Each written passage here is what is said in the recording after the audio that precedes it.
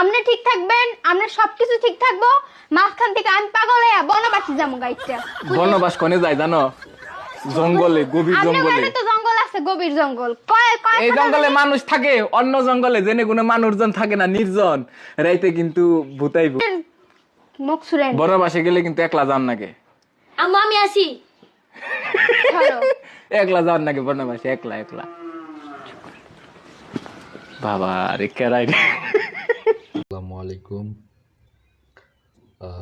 কথা হচ্ছে যে আলম হাসানকে নিয়ে। আলম হাসান এর আগে একটা বিয়ে করছিল, সে বউ ভালো না। আমরা তখন জানতাম না, বা অনলাইনে ফেসবুকে কেউই জানতো না যে আগে বিয়ে করে তো তখন ওরা ভিডিও করতো না বা ভাইরাল ছিল না, কেউ জানতো না ওদের বিষয়ে। ও যা বলছে আমরা সবাই কিন্তু তাই বিশ্বাস করছি যে বউটার দোষ ছিল, এই ছিল এই ছিল।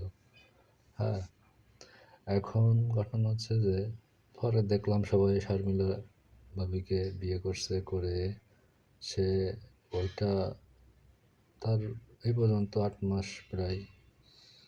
এখনো পর্যন্ত আমরা কিন্তু তাদের কোনো খারাপ বা কোনো খারাপ ব্যবহার অনলাইনে দেখিনি, কিন্তু এই 2 দিন ধরে যেটা চোখে পড়তেছে, শারমিলা নাকি চলে গেছে আলম হাসানকে ছেড়ে।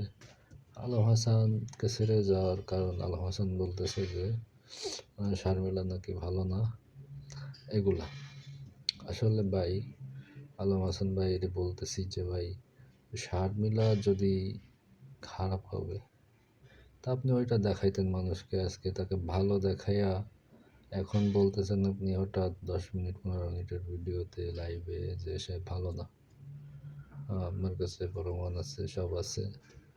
তা ভাই, সব মেয়ে যদি খারাপ হয়, আপনার লাইফে 2টা মেয়ে খারাপ হয়েছে, তাহলে চিন্তা করেন যে আপনার ভিতরে হয়তো কোনো ভুল আছে, সেই ভুলটা খুঁজে বের করেন বা খোঁজেন।